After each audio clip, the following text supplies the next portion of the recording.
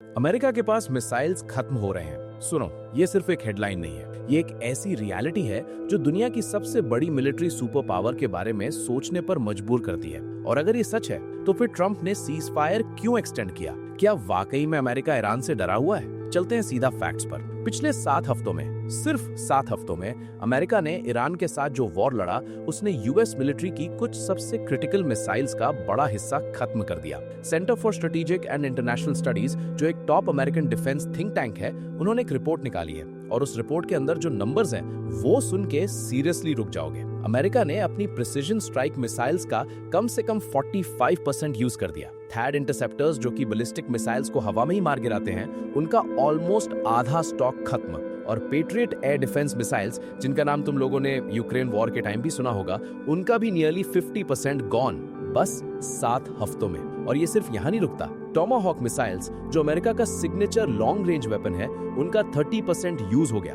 Long range joint air to surface stand off missiles का 20% खत्म। SM-3 और SM-6 missiles, जो नेवल डिफेंस के लिए होते हैं, वो भी 20% कम हो गए। एक retired US Marine Corps colonel हैं, मार्क कैंसियन, जो इस रिपोर्ट के को ऑथर हैं, उन्होंने CNN को सीधा बताया, हाई म्यूनिशंस एक्सपेंडिचर ने वेस्टर्न पैसिफिक में वल्नरेबिलिटी का एक विंडो क्रिएट कर दिया है। मतलब अगर आज चाइना कुछ करने की सोचे ताइवान पे, साउथ चाइना सी में, तो अमेरिका के पास इतनी मिसाइल्स नहीं है कि वो इफेक्टिवली रिस्पॉन्ड कर सके। और ये गैप फिल होने में 1 से 4 साल लगेंगे रिप्लेनिशमेंट में, और उसके बाद भी कई साल लगेंगे स्टॉक्स को वहां तक लाने में जहां होने चाहिए। ये एक सुपर पावर बोल रही है कि हमारे हाथ थोड़े खाली हैं। अब यहाँ एक और बात आती है जो बहुत इंटरेस्टिंग है। पेंटागन के स्पोक्समैन ने ऑफिशियली कहा, मिलिट्री के पास वो सब कुछ है जो जरूरत है प्रेसिडेंट के चूज किए गए टाइम और जगह पर एग्जीक्यूट करने के लिए। ट्रंप खुद बोले कि हाई एंड पे हमारा आर्सेनल स्ट्रांग है, लेकिन साथ में ये भी कहा, we are preserving munitions. Preserve मतलब बचा के रख रहे हैं। ये दोनों बातें एक साथ कैसे सच हो सकती हैं? अगर सच में टिपी टॉप रेडीनेस है, तो फिर प्रिजर्व करने की जरूरत क्यों? और अगर प्रिजर्व करना पड़ रहा है, तो फिर रेडीनेस का क्लेम कितना हॉलो है?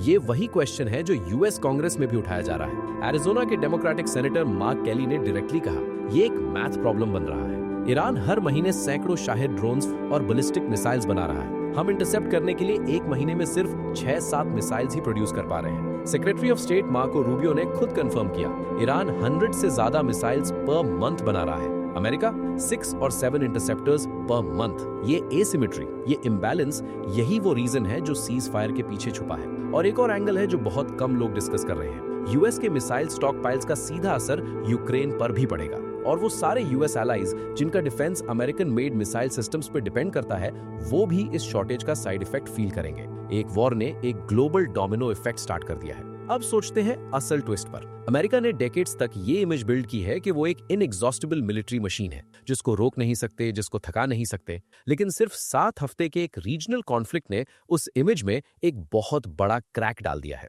और ये क्रैक चाइना देख रही है, रशिया देख रहा है, नॉर्थ कोरिया देख रही है। तो क्या सीज फायर डिप्लोमेसी का रिजल्ट है या मजबूरी का? और इससे भी बड़ा सवाल, अगर कल कोई दूसरा फ्रंट खुल जाए, ताइवान, साउथ चाइना सी, कोरियन पेनिनसुला, क्या अमेरिका एक्चुअली प्रिपेयर्ड है या वो सिर्फ प्रिपेयर्ड दिखने की कोशिश कर रहा है? ये सवाल तुम्हारे दिमाग में भी घूम रहा होगा। नीचे कमेंट करो, तुम्हारे हिसाब से अमेरिका सच में कितना प्रिपेयर्ड है आज? और अगर तुम सोचते हो कि ये इन्फॉर्मेशन ज्यादा लोगों तक पहुंचनी चाहिए, तो इस वीडियो को लाइक करो, शेयर करो और चैनल को सब्सक्राइब जरूर करो, क्योंकि ऐसी चीजें मेन स्ट्रीम मीडिया नहीं बताता।